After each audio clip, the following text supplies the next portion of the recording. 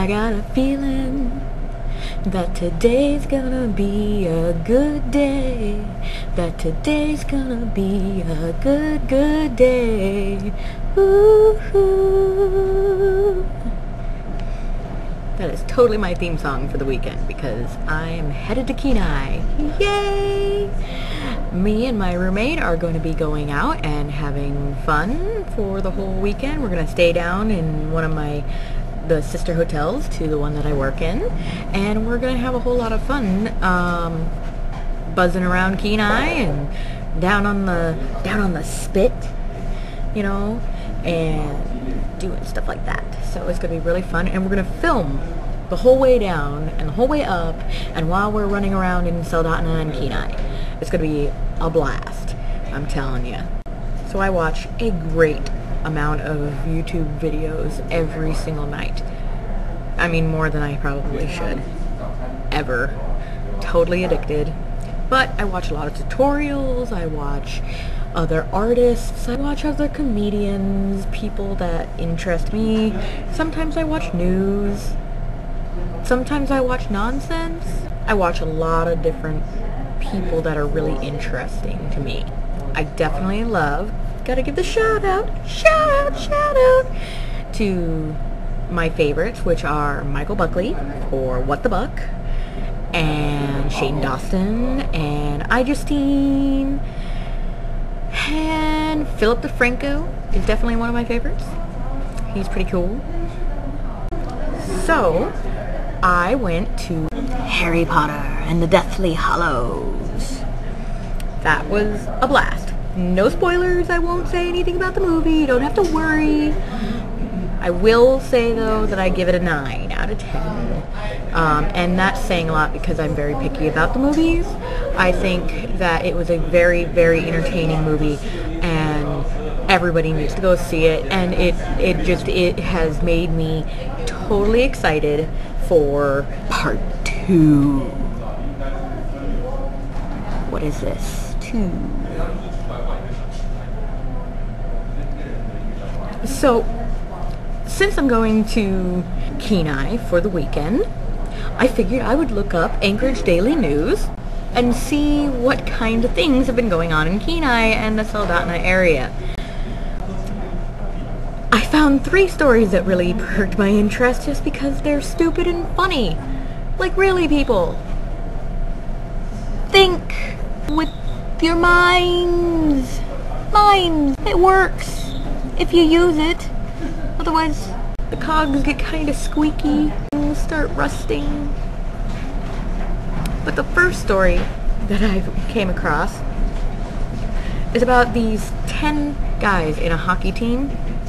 Well, they're from out of state, and they come up here. Well, they get in an altercation with a 21-year-old in a bar. And the 21-year-old is leaving the bar, and on his bicycle, 2 of the 10 hockey players come up and shove him off his bike. Well, he ends up hitting his head on the pavement. 5 days later, dead. He's dead. What do you expect? Hemorrhage in the head, cracking skull,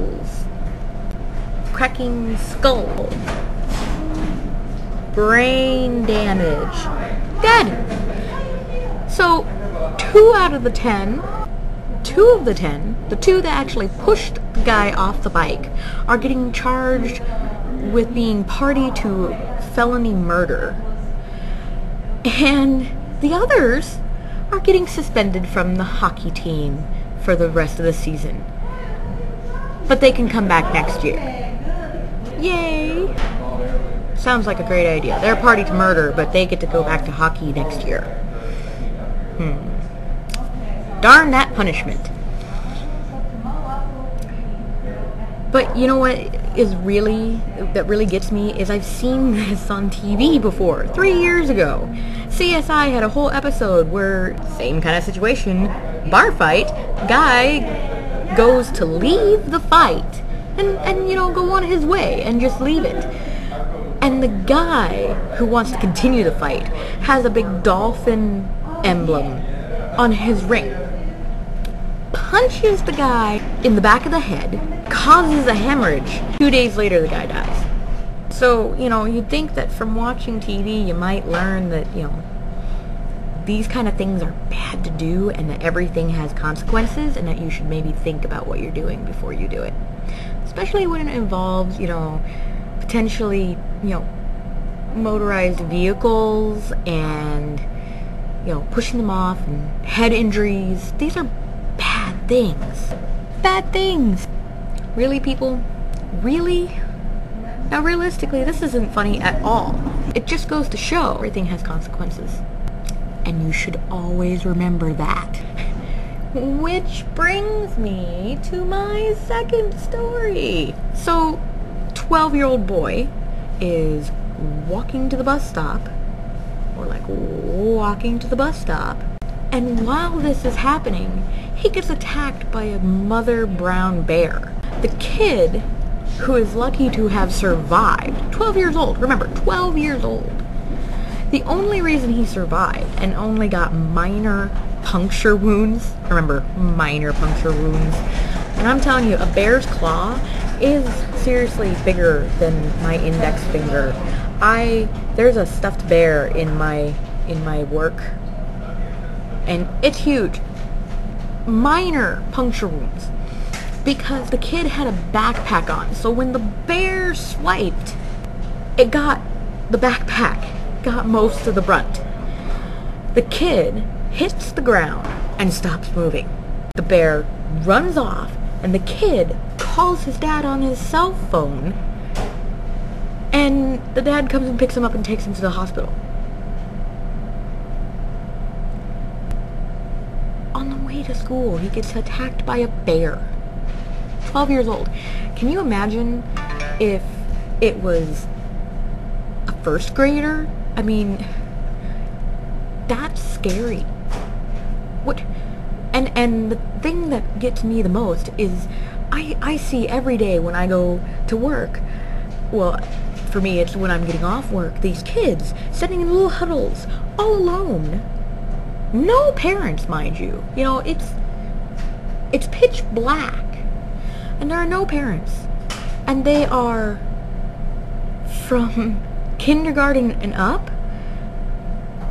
What how would you feel? Oh, by the way, Mrs. Gardner, your baby, your little 5-year-old got eaten by a bear today on its way to school. Just so you know. Thought we might let you know that. You can pick up the rest of his body when we find it. And this leads me to the fact that, you know, that's an animal attack. I mean, we don't hear about when, you know, kids get abducted by adults, you know, fully grown adults, because we leave our children at the bus stop alone. Don't even walk out there with them.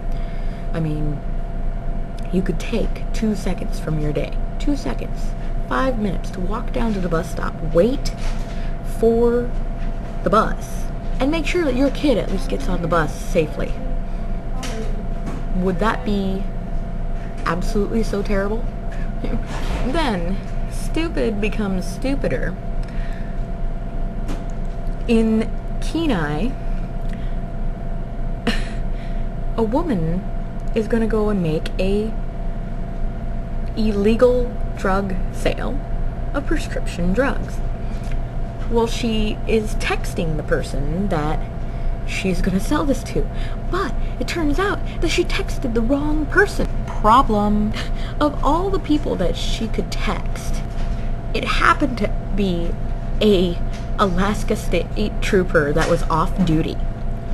So later, the next day, the trooper gets a phone call from the same lady. They set up a date to meet behind Dairy Queen to make the drug deal.